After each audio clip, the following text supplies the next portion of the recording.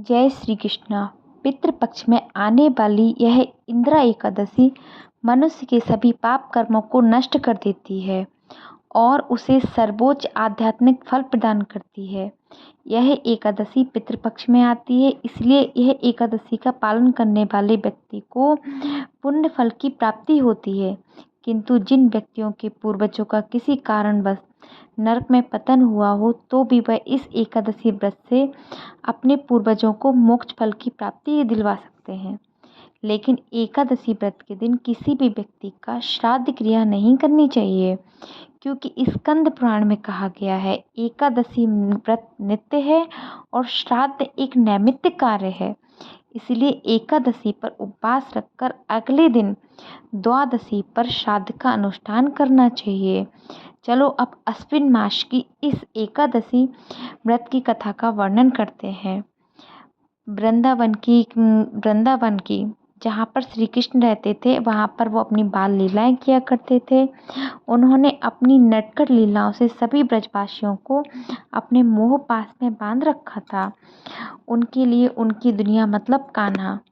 भगवान कृष्ण कहने लगे कि यह एकादशी पापों को नष्ट करने वाली और पितरों को अधोगति दिलाने वाली होती है।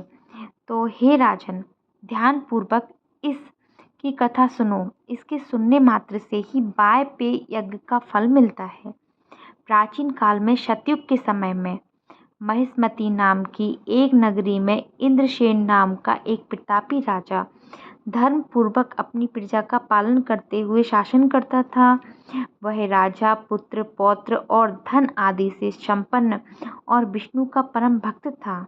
एक दिन जब राजा सुखपूर्वक अपनी सभा में बैठा था, तो आकाश मार्ग से महर्षि नारद उतरकर उसकी सभा में आए।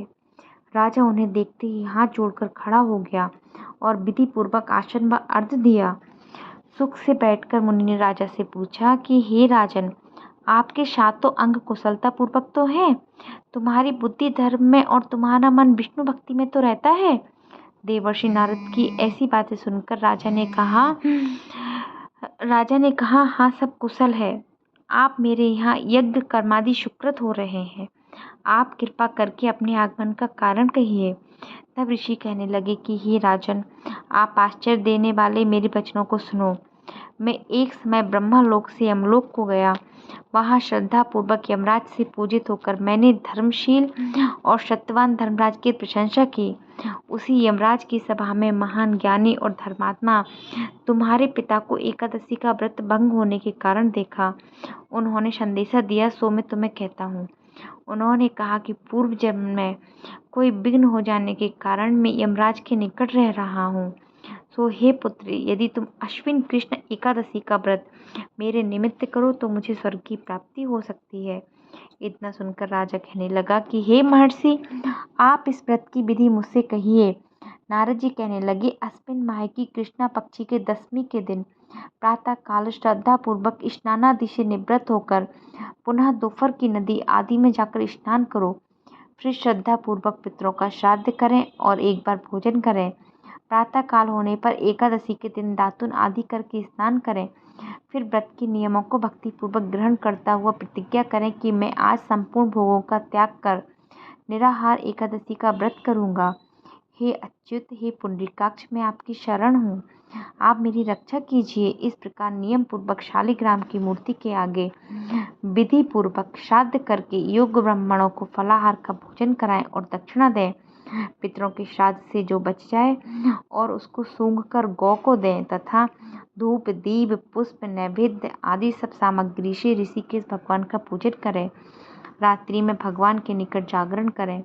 इसके पश्चात द्वादशी के दिन प्रातःकाल होने पर भगवान का पूजन करके ब्राह्मणों को भोजन कराएं। भाई बंधुओं, स्त्री और पुरुष सहित आप भी मौन होकर भोजन करें। नारद जी कहने लगे कि हे राजन, इस विधि से यदि तुम आलस्य रहित होकर इस एकादशी का व्रत करोगे तो तुम्हारे पिता अवश्य ही स्वर्गलोक को जाएंगे। इतना कहकर नारद जी अंतर ध्यान हो गए। नारद जी की कथा के अनुसार राजा द्वारा अपने बांधवों तथा दासों सहित व्रत करने से आकाश से पुष्प वर्षा हुई और उस राजा का पिता गरुड़ पर चढ़कर विष्णु लोक को गया। राजा इंद्रसेन भी एकादशी के व्रत के प्रभाव से निष्कंटक राज्य करके अंत में अपने पुत्र को सिंहासन पर बैठाकर स्वर्गलोक को गया।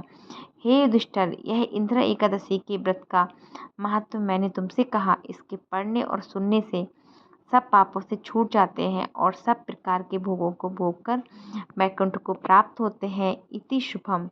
जय श्री कृष्ण।